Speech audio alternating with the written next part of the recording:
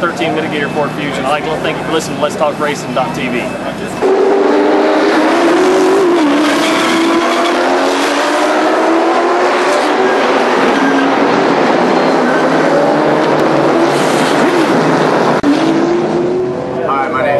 Jr., driver of the number 5 JTG Motorsports Camry.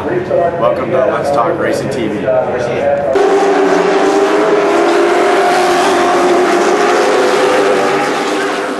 With Rockingham Speedway. Thanks for listening to Let's Talk Racing. I'm Teddy Peter, driver of the number 17 Toyota in the NASCAR Camp World Truck Series, and you're listening to Let's Talk Racing.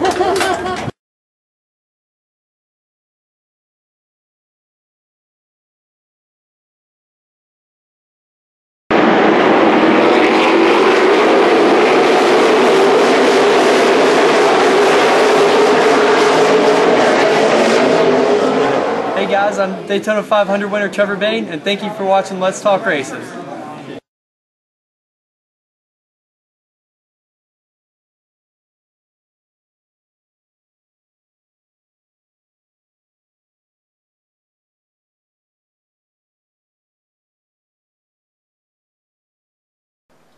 You gotta switch that. Welcome to Let's Talk Racing. We got Scott Allen, myself, Jack Dodson, and Roger back there behind the camera. Yeah. So, what's good? What's going on in the news this week? Well, do you quick thing, Derek Nealon. Oh, yeah. Want to wish Derek Nealon, have our thoughts and prayers with him. Wish him good luck. His father had some surgery today. There you go. And don't know a whole lot more about that than what's that right there. So, what would you think about the race this past weekend? It was sleeping. I slept pretty good for part of it because after Jeff had his problem, I said, "Well, ain't no need to be watching much more of this." Yeah. Have you talked to Lee since then? Yeah, I've talked to him a couple times. I'd rather had him call in last week when he's all high and giddy and everything. And well, he still is. He still is. I mean, good. You know, they know that it would have been a tall order to win it anyway, but now it is pretty much done. Yeah. Of course, Jeff's made some things today about. He's made some comments today that he is going to win this race in Phoenix this week. Cool. But we'll see how that works out. But I was feeling kind of bad. Well, yeah. And then the rest of the race, really, I mean, it wasn't that exciting. It wasn't exciting to me. But, yeah, I didn't get to watch it. I was at the Humorama doing my appearances that my wife really laughs about. But it was, I mean, it was a decent race. I liked the truck race. The truck race was good. Mm-hmm.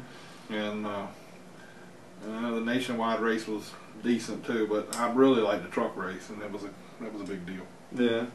But the news is kind of quiet, but there's a little bit of rumblings of Napa possibly going over there. I mean, it's like one person you talk to, it's like, nah, they're leaving, and then the next person is like, eh. I talked to a guy who works at the 78, and I talked to him Tuesday. And you're not going to tell you his name? No, I'm not going to say his name because I don't. I think he wants to stay there. Right. But it's a real good possibility that may happen, that may come into play, because I understand there's a lot of negotiating going on there. Mm-hmm. But it all depends. It just I would really hate to see him go. I mean, honestly, I think it'd be a good idea to stick with Truex. None of that stuff was, honestly, I think it was bad for him to leave in the first place. But well, it's good to see that Truex is going over there, and his pit crew. Because there was a lot of pit crews going with him. That was pretty cool. That was surprising, he, especially after talking last week to, I can't remember his name now, saying how they were let go, and then, of course, he's got a job. Good for him. But bringing his pit crew over and going to be in there. And it's a good team, so it's not like he's really downgrading. I don't know that they're quite at Michael Waltrip's level, but it's a good team. Right. They're good, and a few of their hiccups this year with their car and with what's going on with them was pit stops. So you bring the whole 56 pit crew over there. I think everybody's going except the Jackman. I think the Jackman has got another job somewhere else. But everybody else is going. I think you may see a little different. They may be a little more. I mean, not that Kurt wasn't competitive in the car, because he was, but I'm thinking you're going to see a little consistency. Yeah, you're going to see a little bit better racing from them. And then maybe we'll find out with the 47 teams possibly going to be one of the satellite teams with Childress along with the 78. They keep saying that, but ain't nothing been. And he's coming on the show tonight. The owner of JTG is coming on tonight, and that's one of the questions I want to ask him is, what's the status on that? Because is it Tad or Ted? It's Tad. Okay, let's make sure I had it spelt right. I thought for a second I had Tad. English error. So just a little Tad. Little Tad. But he's a big Tad? No, he's a big one. Okay. He's a big fish. Now, Robert Richardson, we saw his last race, by the way, at the Nationwide Series for this year. He said that they may have something coming up for next year. It's still in the works. Well, and also... You never gave me a price on what he'd sell the team for. Oh. Well, another thing that came out this week is a possibility. I mean, we may have mentioned it last week. I don't know if we did or not. But everybody was wanting to know what was going on with Bobby Labonte and Jeff Burton for next year. I'm hearing from a buddy of mine down there that it's a good possibility that Jeff Burton will be driving the 7 for Tommy Baldwin next year. And it'll still have connections with Richard Childress. Yeah, well, they somewhat use Childress engines, I think, in one of their cars full time, and then like in the 36, it's like half the season or something along those lines. So, and then because they're not starting and parking. I mean, the 7 car's not, so they're running full time with that. Now, talking about Burton, Burton's making his 1,000th career NASCAR start at Phoenix. Yeah. And this will be Bobby Labonte's last race for this year, this weekend at Phoenix. Allmendinger will be in the car. Dinger! Will be in the car at Miami. Okay, and they got 43 cars in the Cup race this weekend. Nobody goes home. Nobody goes home. Everybody gets to go play. What'd you think about Michael McDowell last weekend? Yeah, I guess he's going to the 95 car full time next year. Full time next year. He's going to Levine Racing next year. Now, I don't know if that's going to be a good thing or not. And I don't know if that's going to be a full time effort. Well, they haven't said, but I mean, it hasn't been the last few years. But even this year, they were supposed to run Scott Speed to like 20 races, and I don't think they've done that. No. And then they had Reed Sorensen in for a couple races. Yeah. But they're also going to have a nationwide car full-time next year. A full-time nationwide car at Levine Racing. That's already a done deal. I know they were talking about, they ran that, I think, that's in Charlotte, and I think something happened in the first few laps or something, and tore it because... Now the nationwide race at Phoenix, they've got 41 cars, so somebody's not going to be going to the race. They got what? You got 41 out of 40. Yep. That's the preliminary entry list. Oh, one car will go home. And it's hard to say when they get there. One of them may not show up. Ryan Reed's going to be out there. Kenseth's going to run the 18. Drew Herring, he's going to be in the 20 in place of Brian Vickers. Timmy Hill's going to be in the 23 for Rick Ware. Now he's apparently using Robert's points.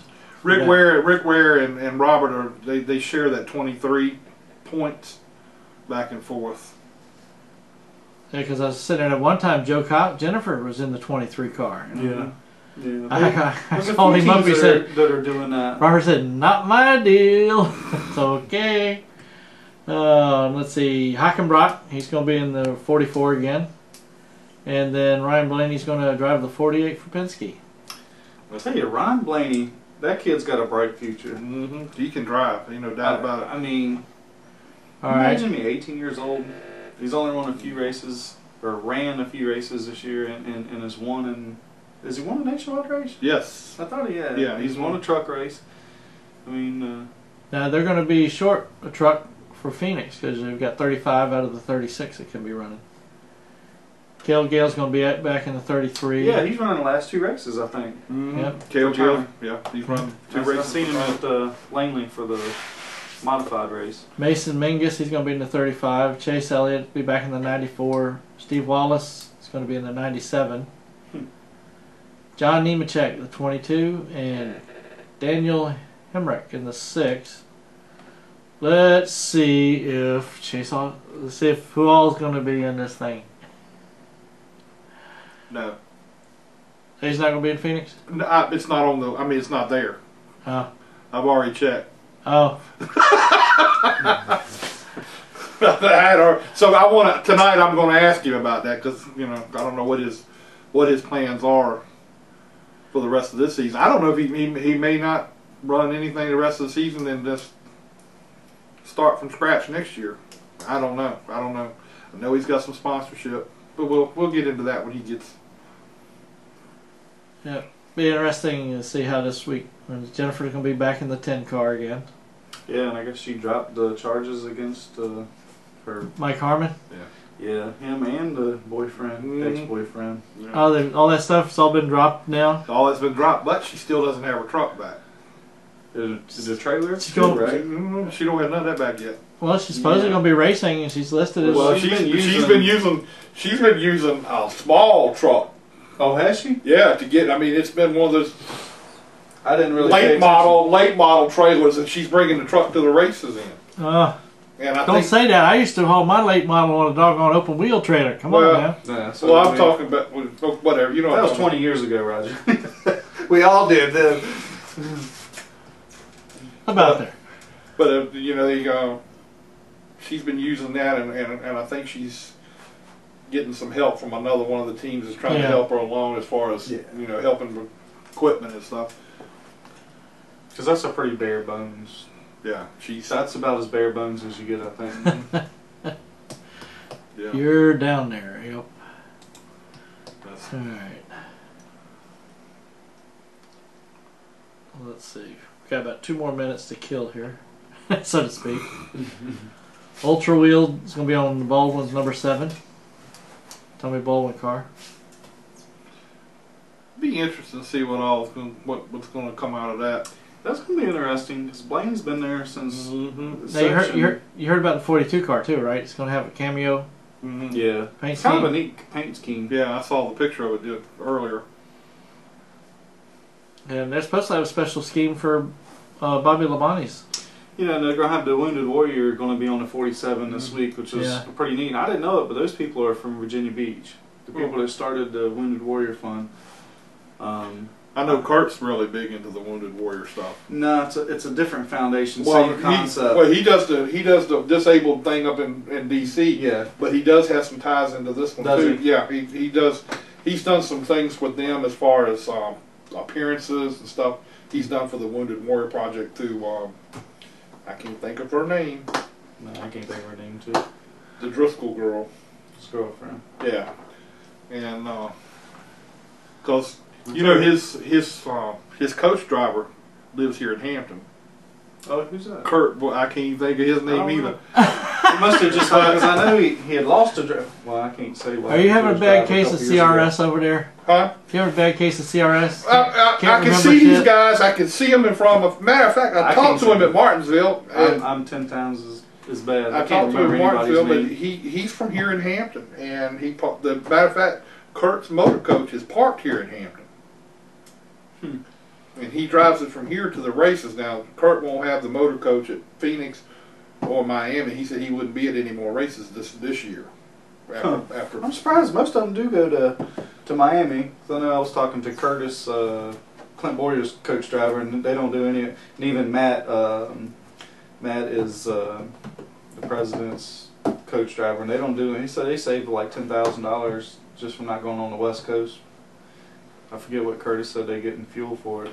Yeah, it started one time that he did something happened to the coach and he couldn't make it, and one of the races got rained out and they didn't know if they could make it. I think it was the beginning of the season when Daytona or something got rained out, and Clint said he would just get a hotel, and since then he said, hey, I'll just get a room. That should be Eddie. Let's Talk Racing. Is this Eddie DeHunt? Yes, sir. How you doing, Mr. DeHunt? This is Jack Dodson. How you doing? Hey, Jack. How are you? I'm doing good, and I've got Scott Allen and Roger Brehm here with me also, and we're glad to have you on the show. And I've always been interested in talking to you because you're a spotter in the Cup Series. And can you give us before we get started on that? Can you give us a little background about how you got into racing and what all you've been up to in racing? Okay, no problem. I started in 1981, driving late models. Did that for about 5 years, pretty well, and then I moved up to the modified series and traveled for 3 years. At that point, Tommy Baldwin and I, who grew up together back home, moved south in '96 to work for Harry Ranier with the Hardy's team and Greg Sachs. Started there, then went to Richmond with Tommy to work with Dick Trickle and Junie Donlevy for a year, and then came back to Charlotte to work as a general manager of Kenny Wallace's team with Squared E as a sponsor. From there, Cindy and Bill Elliott approached me about coming to run their company, and I did for 3 years. As it transformed over into Everham Motorsports, I became the GM there. I did that for about a year, and then Tommy and I hooked up again and started our own nationwide teams, which we ironically sold back to Ray Everham with sponsorship. And then I went to work for Robbie Gates as a GM there for 3 years. Started my own nationwide teams and ARCA teams again. And then the economy went south, so I went to just full-time spotting, and that's where I've been right now. I spot in every series each weekend, so I stay pretty busy. Well, you probably know some of the other spotters pretty well as well, like Joey Meyer, Derek Nealon. Yeah, we're a pretty tight-knit family out there. I think seniority-wise, I'm third in line now, so I pretty much know everyone. Well, good deal. Yeah, if you run into Derek, tell him we're got our prayers out there for his father. Yeah, that's a bad deal. We're all trying to raise money for him. I'm so sorry to hear that about his dad. Well, getting to the spotting thing, when you have to spot at different types of racetracks and everything, how hard is it to spot at a place like Daytona and Talladega? I mean, that's got to be one of the hardest things to do. You know, it's like you get into a what I call race mode, where you mentally are locked in to what you're doing. It helps to have, you know, a bunch of those type of races under your belt, so it's not so foreign, and you understand the draft and how it works and situations, how they unfold, and when the car's backing up to go get another car to get a run on you and stuff like that. It also helps to have a good relationship, mental telepathy-wise, with your driver, so that the yin and yang is sync with each other. And once you get that, honestly, they're not all that bad. It's just more than most weeks you're talking all day long.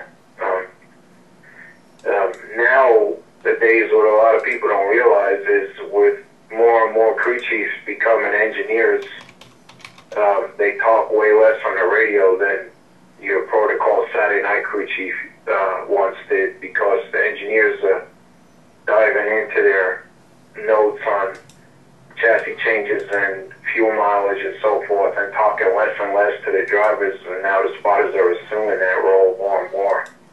And so I've seen that evolution over the past 3 years, and we're going to see more of it now as more and more crew chiefs are engineer-based. So the roles change a little bit for the better, because it involves the spotter more, and I like that. Now, you know, how is you and Jeff working together? How good? What kind of things does he look for from you when you're spotting from him for him? Yeah, I like to relate to Jeff as the consummate professional. Mm-hmm.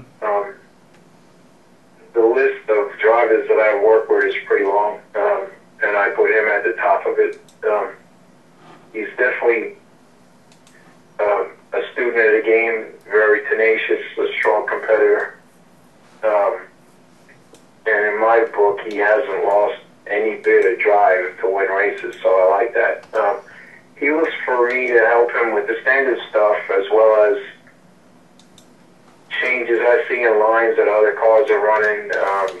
I give him his lap times when he's making a line change on the track that the crew chief can't see. I think it's really more of a trio of three people working together, the crew chief, the spotter, and the driver. And between Alan Gustafson and myself and Jeff, we pretty much got our race communication worked out fairly well.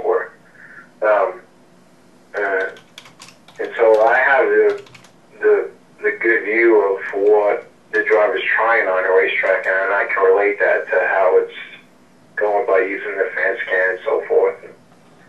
I also tell them what other competitors are doing well, if they're better than we are or we're better than them. What I see on pit road during pit stops, encourage him when he's doing well, stuff like that. I know, I was listening to you guys at Martinsville, and of course, my son works on the 24 crew, and I was listening to you guys, and there seems to be you really have to pay attention to what's going on around you. I know one time, and I don't know if you were involved in it or not, I know one time coming off of pit road, the game of letting one guy go in front so you could get to the inside, and it was the odd or even game. Yeah, the odd or even game. How much do you have to keep up with that? Well, ironically, that's when I started with a fan scan, because a year ago in the fall race we would get beat up pit road and always lining up the even car. So between the three of us, we worked at it pretty hard. It's very difficult for me because I don't know. Usually the guy in pit stall won, and in this race it was, I believe, Denny Hamlin. Mm-hmm. If it last spring it was Jimmy Johnson, and you have no idea when that guy is going to finish. So it's really hard to say drag your feet so we can be third, and then Jimmy Johnson has a bad pit stop. So it was really easy for Alan to make that call this week, this race, because he was right next to them guys and he could see time of it when they were going to be finished. And all I did is tell him when the guys are coming around the corner so he could look right as well. So that's an art. It's pretty difficult, to be honest with you. How much time do you and Alan and Jeff sit down and discuss things on what's going on before a race? Do you all just have a kind of a meeting where you three sit down and say, this is what we're going to be looking at? No, but that's a real good question. Being able to spot for both the Truck Series and Nationwide Series, typically I'll send a text to Alan and Jeff after the Nationwide race or after the truck race on stuff that I see that could be pertinent to our race on Sunday. Whether it's tire wear or lines or restarts, where the leader went. Some of it's helpful, some of it's not, because there's different engine packages for Nationwide cars and more drag in the trucks and so forth. But the stuff that's pertinent we share, and then I'll get together with Alan every Sunday before the race and talk about that, and then talk about what our plan is, and if it's a road course when we plan on pitting, if it's a speedway when we plan on pitting, the general feel for how good our car is, and stuff like that. So we have a game plan before we get started. Now, in the course of that race also, I know that one time Jimmy was asking if he could get to the inside and start the restarts and all this other stuff. I mean, you all don't discuss the fact of letting a teammate do stuff like that, do you? Well, actually, we did. Because we were only 20-some points behind at that point, I felt like it was something I needed to discuss with the crew chief on my team, because I knew it was going to come up. And we we decided as a company, or at least as the 24 team, that we were just going to race it out. And that would be helpful for us and not helpful for us. We were willing to take on lumps if we were outside. And there was one time we were outside and we started second all the way back to eighth. Yeah. Well, yeah, it came time for the 48 to want to ask us, and his spotter came down and asked me who I'm good friends with. And I said, we're just going to race it out. And that's what we did.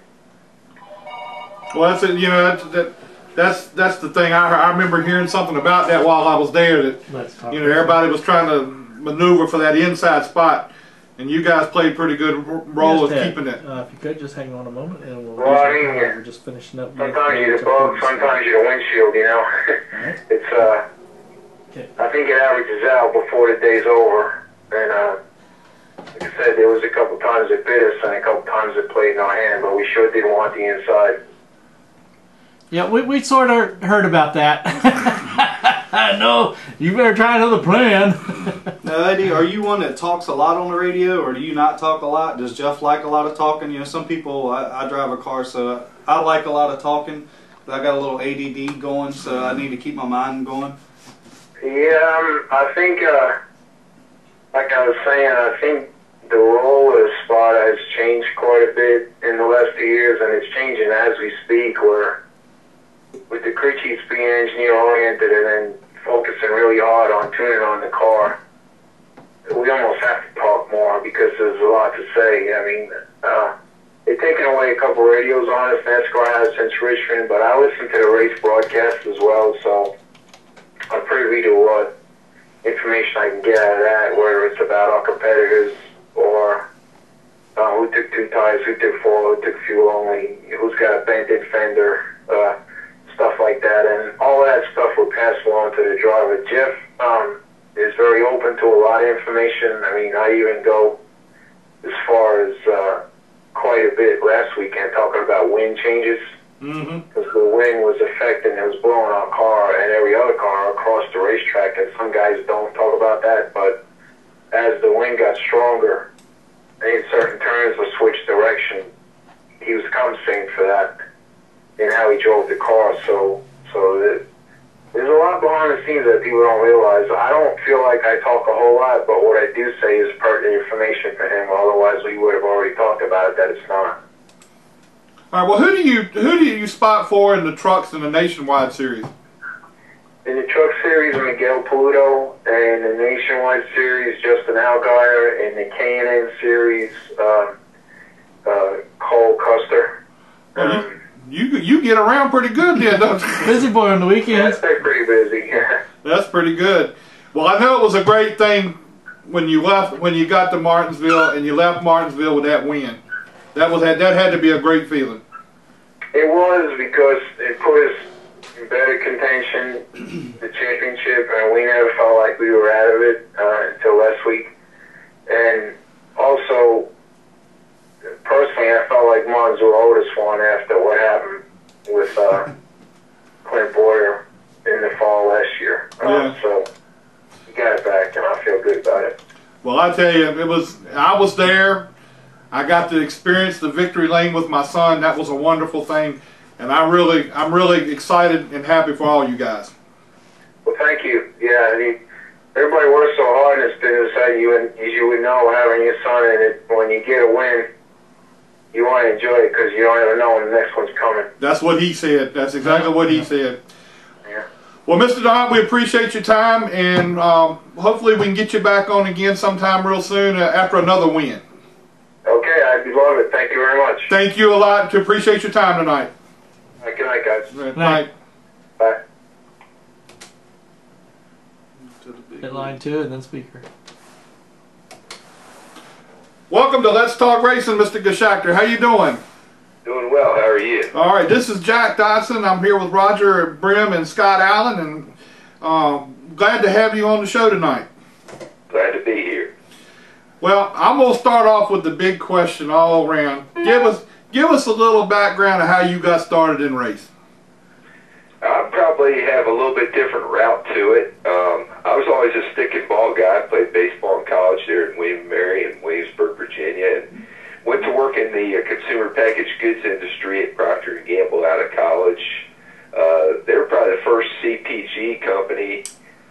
to really get into racing. You know, we had the Tide car, the Folgers car, the Crisco car, and I was a sales manager there. And they just kind of dumped the racing program in my lap and said, you better figure out how to sell some boxes with it because we're going to spend this money. So I had the good fortune of learning on their dime how the whole sponsorship industry works and how to make it pay out for about 10 years there at that company. And got to the point in my career where they're going to start moving me all over the country, and just decided, maybe naively back then, that it was time to get off the corporate merry-go-round and start my own business. So we started a race team from scratch, basically, about 20 years ago. Well, I know you got a lot going on down there, and I'm really glad to hear that you've got AJ coming into your car for next season. We're going to be driving your car next season. Yeah, we're excited about AJ. You know, he's hungry. He's got something to prove. He's a great talent. You know, as we left our relationship there with Michael Waltrip Racing, where we had a technical alliance there, and decided that that wasn't really paying out for us, and we went on our own. You know, Bobby Labonte was the right guy for us to help right the ship and really give us good guidance and direction, and appreciate all he's done for us. But you know, ready to start a new chapter with AJ next year as well. Now, a lot of the talk, and I know you're probably not going to be able to tell us a whole lot about it, but I know there's a lot of talk about what your plans are for next year. As far as I know, I've heard you say before that, or it may have been Brad, one or the other, said something about the fact that you were looking for a team to hook up with, to share a lot of technical information from. Have you got anywhere with that, or is there anything going on with that? Yeah, I mean, hopefully NASCAR is going to get us a rule book here shortly after this Charlotte test in December, and you know, it'll be time to, you know, based on that rule book, to start hanging sheet metal for next year. And you know, we're working hard on getting that finalized here over the next few weeks. But definitely looking to create that technical alliance with a larger team, just to build up our notebook and get a little faster next year. Now my son worked over there at JTG when he first came down, and you're back in the same building you were in before, right? Yes, sir. Over here in Harrisburg near the Speedway. Oh, okay. So with the way things are this day and time, with the sponsorships and everything like that, is it getting harder to come up with the sponsors and keep them happy these days? No, I don't think it's harder. I think, you know, event and sports marketing has become a bigger and bigger deal over the years, and brands have a lot more choices on where they spend their sports marketing dollars. So I think we just have to be smarter about how we approach brands and more sophisticated in how we measure what we're doing for them. I think just a higher level of accountability to keep the sponsors happy is true, but you know, as long as you're willing to change with the times and stay ahead of that, you know, the sponsors are there, and certainly glad to be a part of NASCAR. As an owner, what are some of the things that you think you would like to see NASCAR do to maybe open up some rules, or something that you could see would make a big difference for you and your team? Well, that's a great question. You know, I think, you know, coming to more of a common car has tightened up the competition quite a bit. Having said that, you know, we're all about 0.3 of a second from each other from first to last throughout a race, and it's harder to pass, and finding that little bit that we're looking for is you know, expensive and hard to do. So I'm not sure, I couldn't speak for what NASCAR's thought process is, but you know, if you'd asked me that question 3 years ago, I would say tighten up the rule book, make the competition tighter. You know, and now I'm on the other side of the coin. The competition's so tight, it's hard to find that 1/10 of a second you're looking for. And you know, I'm not sure how to make it easier for one of our teams. I think we just gotta play Moneyball to a certain extent, be smart about where we spend our resources. Obviously, we can't do all the things that, you know, Hendricks and some of the mega teams do, but certainly can be wise about where we put our priorities and keep getting better. Now, with Brad being involved, how did that come about to get Brad involved with the team, or involved with you as a part owner in the race team? Brad's best friend ever since he was a kid was Robert Presley. Robert was our driver back attorneys. So we got to know Brad socially through Robert over the years, and when he started coming to the racetrack every weekend as an ESPN analyst, he's a team guy. He wanted to be part of a team again. So that was really a pretty easy decision and a partnership deal that came together pretty quickly and easily just because we already knew each other. Are there any plans down the road somewhere for you or whatever to try to expand your team, maybe to go to a two-car team down the road? Or is that something you even contemplate at all now, or is that just something that may not happen no time soon? Yeah, I think to be competitive, you have to continue to grow in this sport. There have been so many rule changes that cost so much money year after year after year. It's pretty capital intensive. So, I think if we get to a stabilized situation where we're not changing to electronic fuel injection or changing body styles year after year, things like that, maybe we could capitalize another team. But right now I think we're just trying to optimize what we have. I think 1 and 1 is 2 is 10, kind of like kids, I guess, if you're not ready for it. We just don't really have the capital infrastructure to start a second team at this point. Well, I think back to AJ. I think it's really great that you're bringing AJ. I know Roger brought him back this year, but I think it's really great that you're bringing him back and putting him in a car on a full-time basis next year. I think that's really great, and I think it's going to be. I think it's going to be an asset to you. Yeah, I mean, I think people learn from adversity. AJ's had his fair share. Having said that, I think he'd tell you that he learned a lot from everything he went through. He didn't make any excuses. He went through the steps to make it right. He's a better spokesperson, better driver, better person, I'd say, than he was before going through all that. So sometimes the Lord refines us with fire, and he's had a tough couple of years, but definitely you can see the steel in his eyes. He's ready to go, and I think he's going to have a great year next year. Yeah, he looks like he's. I mean, I saw him a couple times this year, and I've seen him. And he looks like he's got a whole new attitude towards racing than what he had before. Yeah, sometimes you don't realize what you have until you lose it for a little while. And I think he definitely has an appreciation for the opportunity here, and has definitely been a team player. He's been in every meet we've had here for preseason planning, and wants to be a big part of this team, and that's a great thing. Well, are there any other things that you've got going on now with your team as far as some changes for next season, other than the possibility of hooking up with another team for technical stuff? But is there any other things going on as far as anything else that you got going on as far as expanding anything or doing something different? Yeah, we still have about 6 races open for next season. 3 years ago, if you got past July and you didn't know who all your sponsors were for every race, it was panic time. It seems now, that decision cycle is longer and longer for companies. So, we have 3 or 4 deals in the works to close up those final 6 races, and hope to have all that done here shortly. So that's a big focus area. Really, this is the time of year where you kind of reflect on processes and places where you beat yourself through the year. We counted up about 200 points we probably gave away just through little process things we missed or mistakes that were made, and really spending a lot of time trying to come up with some new rules of the road for everybody to make sure we don't lose those points again next year. So this time of year, I think when you just reflect and look at where you need to shore some things up and put some rules in place to make sure we do that.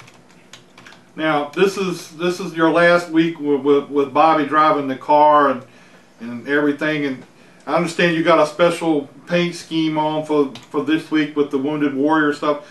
Tell us a little bit about that. Yeah, this Wounded Warrior project is a project that's near and dear to the hearts of Clorox, which is one of our primary sponsors. The CEO of Clorox is a retired Marine, and Acosta Sales is the broker that sells Clorox products nationwide. They put together a really big program to raise funds and awareness for their Wounded Warrior project. So this is about our 3rd Veterans Day that we participated in that and run the race car and help them raise awareness and money. And it's a great cause. I think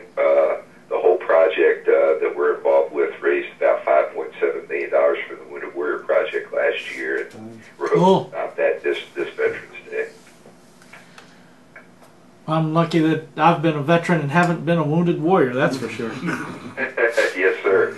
I tell you what, we get the good fortune of going to Walter Reed there in Bethesda prior to Dover every year with the NASCAR folks, and just getting to spend some quality time for a day with some of the guys and girls who are there rehabbing and getting assimilated back into society after their injuries. And I tell you what, it's humbling. They're great patriots, and anything we can do to help them and their families through that whole process is a great thing to do. Well, I personally thank you guys for putting that on the car. Glad to do it. Well, you know, and this is Bobby's last race and everything with you, and you've already said that he has been a big asset to you. Tell us some of the things he brought to the team as far as being an asset to you, and being this is his last race. Well, first of all, Bobby's a future Hall of Famer and just a professional. You know, he's been doing it for so long. He's been there and done about everything in the sport. So, although we've been operating for 20 years, when we went into that 3-year agreement with Michael Waltrip, I think there are some things that were a big learning curve for us as we came back into our own building. So he's the type of guy you can really sit and talk with. He's pretty calm and level-headed about things, where things are going good or bad. And he just kind of kept giving us guidance and help every step of the way as we kind of grew back into our own building here and started doing things on our own. So I could tell you probably 2 years ago when we first moved back in the building, we went to Daytona. I think we only had 2 cars finished. So we went about 5 weeks there where I said, Bobby, if you wreck one, I don't know if we're going to have one ready for next week. Oh, jeez. He kind of lived through those lean times with us and just has done a great job for us. We're really hoping Bobby will choose to continue to be a part of the organization in the coming years. He's going to decompress a little bit after the season here, and we're going to sit down after Thanksgiving and he's going to give me an update on kind of what he's thinking about his next step in his career, and I'm hoping we can be a part of that too.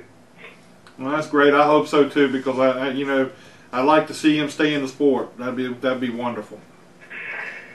He's a great one, and just as down to earth as they come. You know, I've always been a big Bobby Labonte fan. Did not know him very much personally before we did the last 3 years together, but I'm proud to call him a friend after doing this work together. Hang on a second. We're finishing up with well, Chad. I appreciate your time tonight for calling in, and I'm glad we finally got you on. I was really excited about having you on tonight, and I wish you and Jody and Brad good luck for next year, because I know it's going to be a big year with AJ driving the car with you.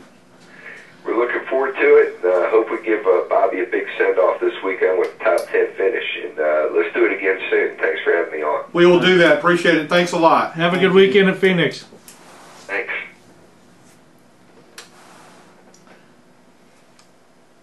Next, and Bobby's a really nice guy. I've talked with him before. I remember the last Denny Hamlin Foundation race they had at Southside, and he had crashed out early. I felt so bad for him. He was standing there just a little way from me during the race and just sitting there leaning against the pole, and I just see the look in his eyes watching everybody else race and him not being able to. It just sucks. I know. I'm sure you've been there. I mean, and I just felt so bad for him. I wanted him to be out there. He's a very nice guy to know. But you look at a guy like Bobby Labonte, and he drove for Finch a couple years ago. Oh yeah, I forgot about that. And I was hanging around with the team, and one day they had their nationwide car and their cup car at Richmond. And I've always thought of Bobby Labonte as the most mild-mannered guy you'll ever see in your life. Secretly, or yeah. I went in the back of that truck after his qualifying effort, and evidently it was not a good one, because I don't remember what happened. Because I wasn't watching that, because my son was over with the nationwide car at the time, so I didn't know exactly what was happening. But I had gone to the back of the truck to get something, and about the time I hit the back door and leaned to open up one of the things, here come 2 shoes flying down through there. He didn't know I was in the truck, and I didn't know he was that man. And I heard him up front, and he was just ranting and raving, he come down and he said, "I'm sorry, it was all my fault." I didn't even know what he was talking about starting. But I've never seen, he has that kind of intensity, but when he's out, you don't see it. Yeah, you don't notice it, but you Yes, are right, yeah. I have to tell you about the sides of Dale Earnhardt Sr. Oh, gosh. That I've dealt with. Oh, my God. But anyway, go ahead and get Chase online here. Let's talk racing, and welcome to Chase Austin. Hey guys, how you doing tonight? How are you doing? I'm doing great. Yourself? I'm doing wonderful. This is Jack, and I got Scott Allen and Roger here with us. And I understand you and I have been talking, so I understand you got some news you want to put out there. Yeah, we're really excited to announce that we've signed Barry Dodson to come on board as going to be team manager, crew chief, and also going to have some ownership interest in our team. And we're a small team, but this was a huge deal for us to get somebody of the quality and character of Barry Dodson. That's big. How'd you land that? Well, we had some inside help, and I'm eternally grateful, and we're definitely willing and ready to show my appreciation. Now, this is for all of next year, right? I mean, yeah. This is what you're looking forward to start for next year. Yeah, we're looking at, we're talking, when we started negotiating our deal, we were talking January 1st coming on board and, acquiring some more assets during the off-season. When I was on the show last time, we were looking at trying to do Martinsville, Phoenix, and Homestead, and then last minute we had the guy that we had was going to help us drive our hauler. For whatever reason, he couldn't go, and it broke a lot of hearts, and really set us back. But we understood his situation, and grateful for what he did do for us. And so when we're talking to Barry, and what little bit of resources we have available, we thought maybe it would be better to skip Phoenix and possibly try Homestead, or just allocate our assets, and resources for next year and get a fresh start. And Barry's going to bring some of his people on board, and I just can't say how huge it is for somebody like himself. Now, your team now is based in Washington, North Carolina. Yes. And I asked you earlier what the possibilities of, and you said there's a possibility you're going to move the team to Mooresville or move it in that direction? Yeah, I think, in the long run, like with any other team, you really almost have to be there to get any kind of quality help, and, and that's where I want to be. Right now, I just really don't have the resources compared to the other teams to do that, and we were trying to make a, grassroots attempt at, doing a team, and, but having somebody with Barry on board, and that opens so many doors, and, I've already talked to a couple sponsors that we're, talking to about the next year, and, just having him alone has kind of put a little wedge in our pocketbook, so to speak, and, so it's already showing dividends. So, if that happens, there's no doubt that we want to be in Mooresville or that general area. All right, now, have you say you're talking with sponsors? Do you have anything lined up as far as starting the season next year? Yeah, I've got my deal with No Fear and some of their licensees, and I'm also going to bring on my personal company, the Austin Group. We've got two other people. One is a national, I can't announce the name yet, but they're based out of the St. Thomas Virgin Islands, and they do medical airlifts, that region, and also they're expanding globally, so there's a good possibility that we're going to get them on board. And there's another company that we're speaking with that is they specialize in IT, and they do business-to-business transactions, and, we're talking to them, and, with the idea of, them coming on board as a sponsor and then offering associate sponsorships to their clients, to bring them on board. It's kind of similar like, Lowe's and Home Depot and those companies do.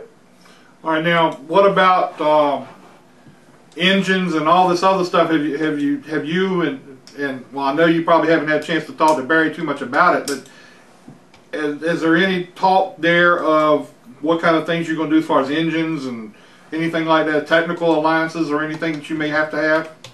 Well, we actually talked about that tonight before I talked to you, and right now we've got a few engines. We've got minimal assets compared to other teams, obviously, but we've got a few engines sitting on the floor, and right now the game plan is to own our own engines and refresh them, and then depending on what kind of sponsorship dollars come in the door, then we can go to some of these lease deals and go that route. But there again, that's where Barry comes into play. He's got so many resources in his back pocket that it might make it more feasible and realistic for us to do that. I do know that we're looking at doing Chevrolet right now, and who knows down the road, but right now Chevy is the most feasible and doing our own in-house engines, so to speak, and just sourcing it out to the engine builders and having them refresh them. Well, it sounds like you got everything in the start mode, and I hope that sooner or later you'll get over to Mooresville, because that way I can be around a lot more down there too and see what you're up to. Absolutely, absolutely. All right, so everything is starting out good, and you got Barry on, and we're getting Barry on, and I know that the plan is to really do well next year, and I'm looking forward to it. Well, we certainly appreciate it. We know that we're the tadpole in the shark tank, so to speak, but you got to crawl before you walk, and then walk before you run. But Barry definitely gives us a knee up. He does that. He's gonna have some connections there that's probably going to be that you could really benefit from. Absolutely, and I was telling somebody today, before when it was just me, I always had a fallback escape excuse, why we might not have done something or did well. Excuses are out the window now, huh? Yeah, that's a done deal. It's all on me now. Well, that's a good deal, and I'm happy for you. I hope everything works out to the biggest degree you can have. Well, I appreciate it, and I just want to, last time I was on, we were talking about some barbecue, and I want you guys to know that I went out and I got you 20 pounds of barbecue ready to take to Martinsville, but obviously we didn't make it, but it's sitting in the freezer waiting on us. Oh, okay. Well, when do you want us down? Either that or FedEx. I mean, we're all about food. Yeah, we haven't discussed food on the show tonight. Normally we do that. I was going to say something about when we were talking about with Eddie about when he go out to Phoenix, I'd be out at the In-N-Out. Well, I'm happy for you. I haven't talked to Barry. I've talked to him briefly today, and he didn't tell me a whole lot about anything. So I'm happy for you, and hopefully I can get a hold of him soon and talk with him too.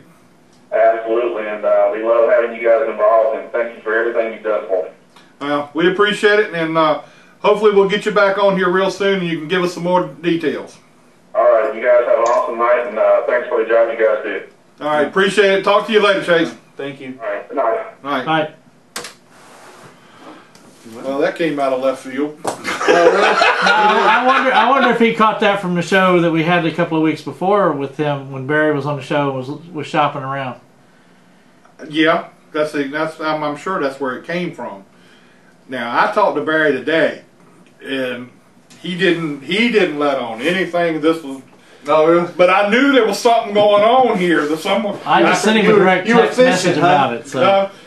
You were fishing. Yeah, I knew something was going on, and and I've talked to Chase, and I've talked to Chase a couple times, and then I hadn't heard anything about it.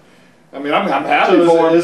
I'm happy for him. Full-time truck deal next year. He's trying to make it a full-time deal for next year.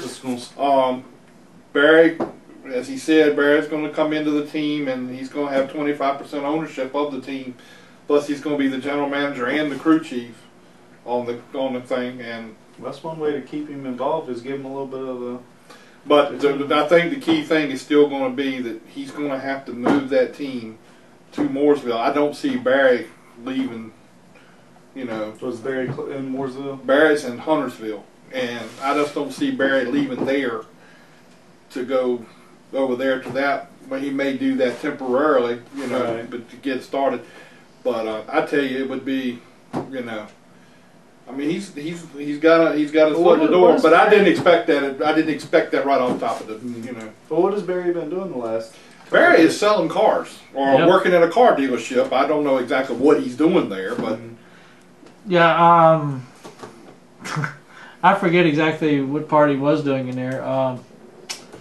But yeah, he's been working at a car dealership. I forget what the name of it was. Sheffer. I mean, I've called there, so I know Yeah. the name. I've called there one time, and Barry's called me on my cell phone. Yeah, Believe it or not, they actually called me back and made sure I got through to who I was talking to. And I told him, no, I was calling Barry Dodson to thank him for being on our show. And he says, oh, that was good. That's a good thing to tell him.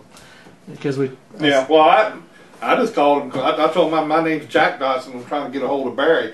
They didn't ask me no more questions. Yeah. You know. But he told me, he says they're tight on personal phone calls out there. So. Well, he did. Well, they did about any businesses. I mean, yeah, well, that's true. But they didn't ask me anything when I talked to him. I mean, they just hold on, man, we'll get it for you. Like you slipped it in there. Yeah, well, I slipped the name in there, but on purpose.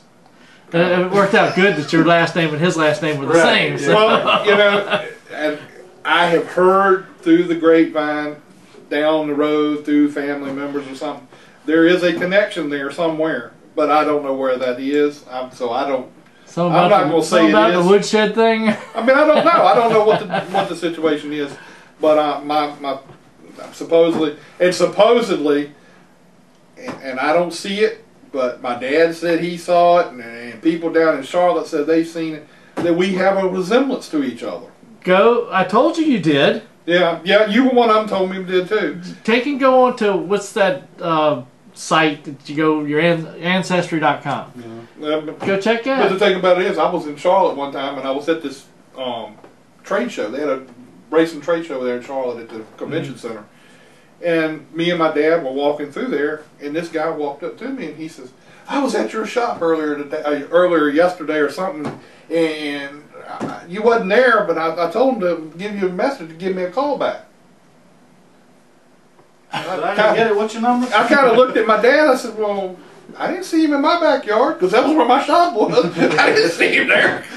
But The Charles West version of Barry Dodson. I said, but, so then it came out through the thing that he thought I was Barry Dodson. And I The don't, closest I look like anybody I was told was AJ Foyt. yeah, you do a little bit. Yeah, I can see that. Here, let me give you some glasses. But, you See know, better. I just didn't. But I didn't expect that from Chase. But anyway, Well, good for him, and hopefully it'll work out. It's hard to get sponsorship money these days, though.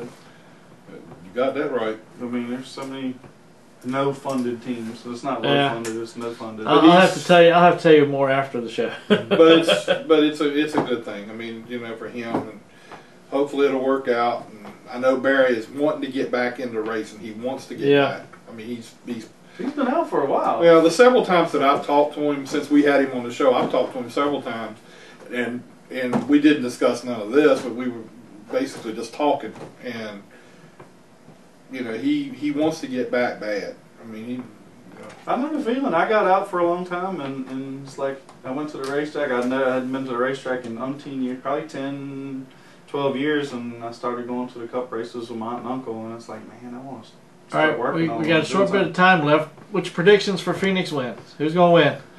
I don't know. Harvick's pretty good at Phoenix. Jeff's usually pretty good at Phoenix. You know, I'm going to go with Kevin. I mean, loudmouth Kevin.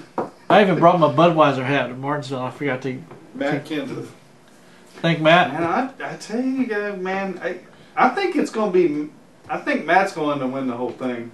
It's going to be close, but I would like to see Matt win it. Well, you got two race. Kyle Busch. Yeah, he can do it too. Yeah, and I think he's running all three races out there this week. So I wouldn't doubt it. So, but anyway, no, he's not. No, he's not. He's not. Yes, he is. He's running all three. Yeah. And I know Toyota is like putting everything they can. Yeah, they want a championship. Toyota wants a championship. Some kind of bad. I was talking to Rooster on one of the. He drives the Toyota. We call it the Nerd Herd. He drives the engineers bus around. Yeah. Well, let's see. Did they get it with Tony Stewart when he was still with Gibbs, or was he still running Chevy then? He was running Chevy. He only was there 1 year when they went Yeah, to Toyota he, the first he year. left after that. Yeah. Yeah, And that was one of the reasons why he left. Yeah, Well, basically. hadn't Tony won 3 championships? yes. So he won 2 times with Gibbs and once with his own team. Himself, yeah. But So- they were both with Chevrolet, and he had big ties with Chevrolet, and he wanted And to that's- stay with yeah. Chevrolet. I mean, he still. That was a big. I mean, that was that was. Because a he big drove thing. the Toyota and Cup, but he still His had personal team was Chevrolet. everything he had was Chevrolet, and he was really tied to Chevrolet big time. And that was one of the reasons why he went out of Joe Gibbs, even beyond the fact that he got part ownership in this new team. But which was really a smart thing for those guys. I mean, who would have really thought? You know, who's going to give half their team up? You know what? It was probably worth $50 million at that time, and now it's probably worth $200 million. I mean, it was really a smart thing for him. It took that team from here, and yeah, look at the expansion they got going on down there. They're out Yeah, in all new 4 buildings. teams next year. yeah, I really can't wait to see what that's going to turn out to be. Now I'm wondering what their race, the engine division is going to wind up doing, because they've been getting them from Hendrick. So they're going to open up their own one. I think it's going to stay with him. Still Hendrick. Because they're getting chassis and engines from Hendrick. Yeah. And It's I still mean, Hendrick. but I mean, you're going to put those guys on overload, and you start. Well, Doing look at all Richard this. Childress. Look at Richard Childress and his engine program. He's going to have Jermaine working.